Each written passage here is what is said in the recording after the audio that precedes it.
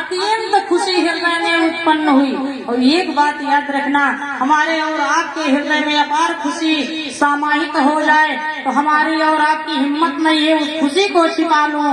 और यदि गहरा कष्ट हृदय में उत्पन्न हो जाए तो हमारी और आपकी हिम्मत नहीं उस कष्ट को छिपा लिया जाए। छिपाने का प्रयास करेंगे लेकिन हमारा और आपका चेहरा गवाही देगा कि हम इस समय दुख में हैं या सुख में हैं।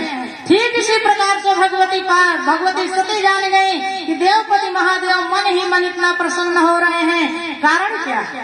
भगवान भोलेनाथ जो बचाना चाहते थे वो बचा नहीं पाए। भगवती सती के मन में संदेह उत्पन्न हो गया, ये प्रभु शंकर जगत बंद जगदीशा और सुर नर मुनि सुज बनावत सीसा। अरे सारे देवता इनके चरणों में नतमस्तक होते हैं, बुद्धि भ्रष्ट हो चुकी है। अरे उनको प्रणाम कर रहे हैं, बताइए। अरे जिन्हें कुछ ज्ञान नहीं है, साधारण मानव की भांति जो अपनी पत्नी को खुद ढूंढ रहा है कि उनको प्रणाम कर रहे हैं। भगवान भोलेनाथ मन ही मन मुस्कुराए और भगवती सती की ओर जब एक बार देखा तो सन्न हो गए। ये प्रभु मैंने जो कुछ बचाने का प्रयास किया लेकिन प्रभु बच नहीं पाया, अब मैं क्या करूं? भगवान भोलेनाथ सती की ओर जब देख रहे हैं तो सती के मन में संदेह उत्पन्न हुआ। और संदेह गलत भी नहीं उत्पन्न हुआ, बाबा जी लिख दिए कि सती सो दशा संभु कर देखी और उपजा उर संदेह विशेषी। अच्छा, इससे भी नहीं चले जात शिव सतिन समेता पुन पुन पुलकत कृपा निकेता। भगवती सती सोच रही है क्या मिल गया, प्रणाम करते ही इन्हें क्या मिला। इतना प्रेम किसके प्रति इनके हृदय में उत्पन्न हुआ है?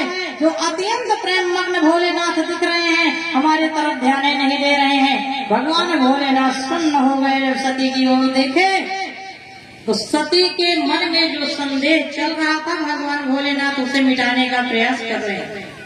कह रहे हैं, सती हमने अभी जिनको प्रणाम किया जानती हो कौन है? सती ने इनकार किया। सती ने सिर को झुकाए, यानी कैसे ही लाया।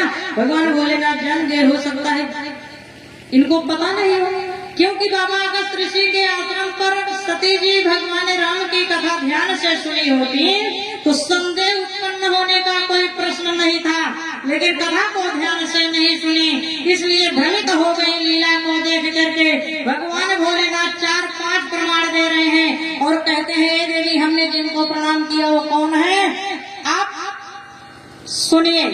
भगवान भोलेनाथ पहला प्रमाण क्या दे रहे हैं कि वो कोई गैर नहीं है सती, वो कोई और नहीं है हमने जिनको प्रणाम किया। वो कौन है, मुझसे सुनिए कि जासु कथा कुंभ ऋषि गाई।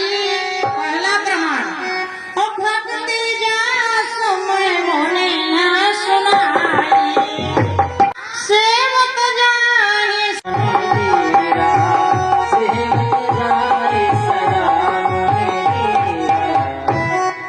चार प्रमाण भगवान भोलेनाथ मैया सती के समक्ष रखा, लेकिन भगवती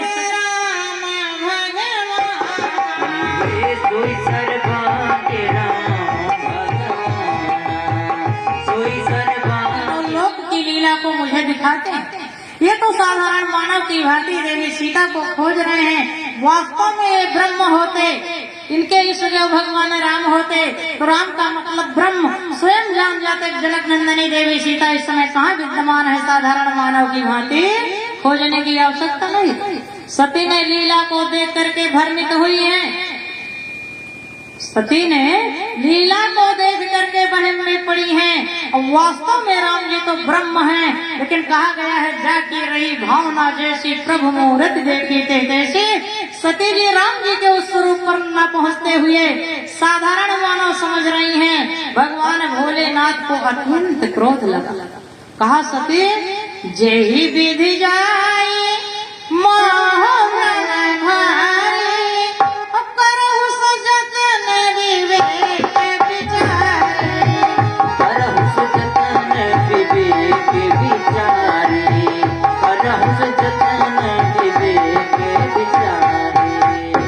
भगवान भोलेनाथ अंत में बता दिए, सती जो तुम्हारे मन अति संदेह और तब के न जाए परीक्षा ले।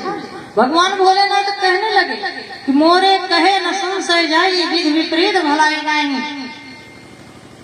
बालकांड की चौपाई से ये भी स्पष्ट होता है कि विधि विपरीत भलाई नहीं। जो भगवान राम से विमुख होता है उसका कभी कल्याण नहीं होता। अरण्य कांड की चौपाई में भी यही है कि काहू बैठन कहा न होए, और राख के सकहि राम कर द्रोही।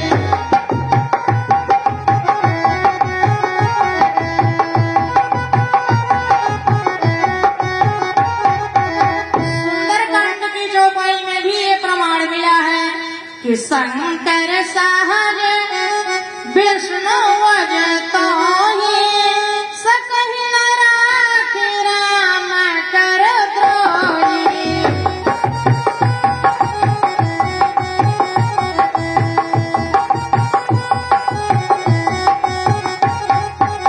राख न सकहि राम कर द्रोही तीनों चौपाइयों से स्पष्ट प्रमाण मिलता है कि जो भगवान राम से विमुख होता है उसकी रक्षा ब्रह्मा विष्णु महेश करने के लिए तैयार नहीं होते, क्योंकि भगवान राम देवताओं के सुर माने गए हैं। देवताओं के सुर यानी देवता जो हैं उनको अपना देवता मानते हैं।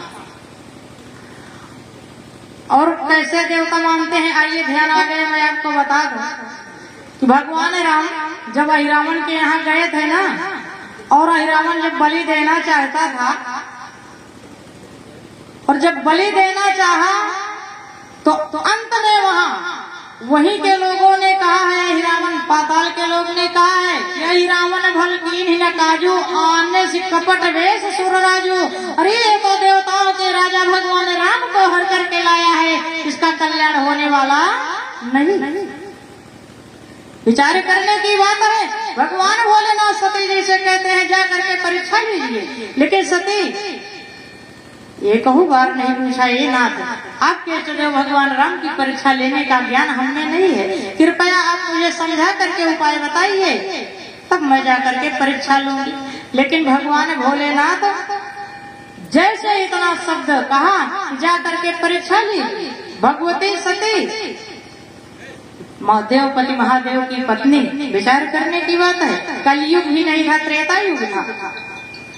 कैसे भगवती सती राम जी की परीक्षा लेने के लिए आतुर होती हैं, और जैसे भगवती सती परीक्षा के लिए आगे बढ़ती हैं, आदेश देते हैं, भगवान भोलेनाथ स्वयं बैठ जाते हैं। कहाँ बैठ जाते हैं? राम जी के चरणों में ध्यान लगाते हुए बैठते हैं। और बाबा जी लिखते हैं कि यश कही जपन लगे हरि नामा, सती सो चली जहाँ सुख धामा।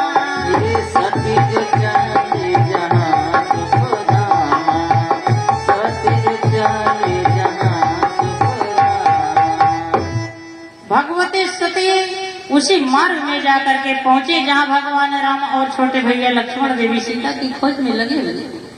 अच्छा, बनते भी बनाते भी नहीं बना। भगवती सती को अपने रूप का इतना अहंकार उत्पन्न हुआ, इतना अहंकार उत्पन्न हुआ कि आज मैं इतना सुंदर शरीर धारण करके जाऊंगी, इतना सुंदर सीता का रूप बना करके जाऊंगी, वास्तव में वो नर होंगे तो सीता समझ करके, यानी मुझे सीता समझेंगे, ये साक्षात नारायण होंगे तो मुझे पहचान जाएंगे। भगवती सती सीता का रूप बनाया। एक बात याद रखना, बनावटी भेष बहुत दिन तक नहीं टिकता। बनावटी रूप यदि बना लिया जाए तो बहुत दिन थोड़ी टिकने वाला। रामचरितमानस में बहुत सारे पात्र ऐसे हैं जिन्होंने बनावटी रूप को बनाया है। अब आप लोग कहोगे कौन कौन है?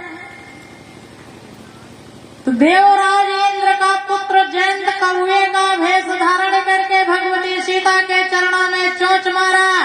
भगवान राम पहचान गए, भगवान राम पहचान गए और जयंत भी जान गया ये तो वास्तव में नर नहीं नारायण है, तो साक्षात ब्रह्म है।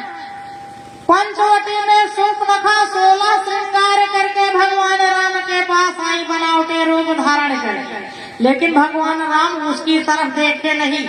और भगवान राम जान रहे थे यदि उसकी तरफ देख लूंगा तो अपने ओरिजिनल रूप में आएगी और सीता जी डर जाएंगे। अंत में ओरिजिनल रूप धारण कर लिया, क्योंकि बहुत समय वो अपने आप को रोक नहीं पाई, पर्दा फांस हो गया। मारीच सोने का मृगा बन करके राम जी के पास गया था, पर्दा फांस हो गया। अच्छा, काल में भी सुंदर महात्मा बन करके भी जथुआ महावीर में बैठा। हनुमान जी ऐसे चरण से दबाए कि कौनो ऐसे जिसे भी आज तक पता न लगाए पाई कि हनुमान जी का पांव कितने नीचे गया हुआ है आपके विजयथुआ। तो रामचरितमानस में जितने बनावटी पात्र आए हैं सबका पर्दा फांस हुआ। भगवान भोलेनाथ की पत्नी भगवती सती सीता का रूप धारण करती हैं और राम जी के सामने दोनों हाथ जोड़ करके जाके पहुंचती हैं, जबकि छोटे भैया लक्ष्मण और के वेश को देख करके समझ जाते हैं। लेकिन मर्यादा ऐसी थी रघुकुल की, यदि बड़े भैया राम सामने खड़े हैं तो छोटे भैया लक्ष्मण बोल नहीं सकते। भाइयों में इतना प्रेम था, क्योंकि बड़े भैया अपना निपटेंगे, मुझसे क्या मतलब, ये तो वास्तव में मुझे उमाकृत के रूप में दिख रही है, लेकिन बनावटी रूप को लक्ष्मण जी पहचान गए। भगवती सती जैसे दोनों हाथ जोड़ करके राम जी से प्रणाम करना चाहा, भगवान राम दोनों हाथ जोड़ लिए, दोनों हाथ जोड़ करके प्रणाम किया। बाबा जी लिखते हैं कि जोरी कान करे के प्रणाम पिता समेत तले तनिया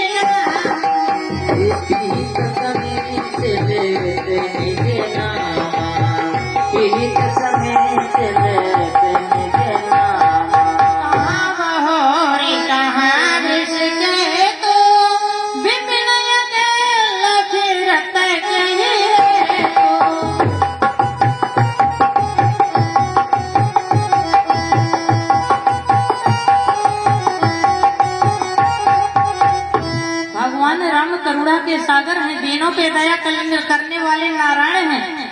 लेकिन जहाँ कोई गलती करता है ना, वहाँ भगवान राम दंड भी देते। भगवती सती से पूछ रहे हैं, कहिए मैया आप इस वीरान जंगल में अकेले आगमन कैसे? यानी कि एक स्त्री हो करके वीरान जंगल में अकेले कैसे आई है, क्या कारण था आने का? मैया कहिए इस समय हमारे परमपिता आराध्य महादेव जी कहाँ हैं? भगवती सती को मानो विषैला सर्प डस लिया, बेउत्तर हो गई, कुछ उत्तर नहीं दिया। वहीं पश्चाताप करने लगे, यदि मैं अपने पति के आज्ञा का पालन की होती तो आज राम जी के सामने मुझे लज्जित ना होना पड़ता। ये तो वास्तव में नारायण है, नर नहीं है, ये तो वास्तव में ब्रह्म है। भगवती सती चुपचाप वहाँ से चल देती हैं। भगवान राम जी को जब उत्तर नहीं मिला तो भगवान राम जी कहते हैं, कोई बात नहीं है मैया, आप बताने में असमर्थ हो तो हमारे पास एक ऐसी मोबाइल है कि मैं वही मोबाइल से भगवान भोलेनाथ से पूछ लेता हूँ कि तुम कहाँ पर हो। और तुरंत भगवान राम जी माला रूपी मोबाइल को उठाए और जपना शुरू किए। हम और आप महादेव के सामने बैठे हैं, आइए 2 बार उस महामंत्र का जप कर लिया जाए। और जब माला को जपने लगे राम जी तो कैसे जप रहे हैं कि ओम नमः शिवाय,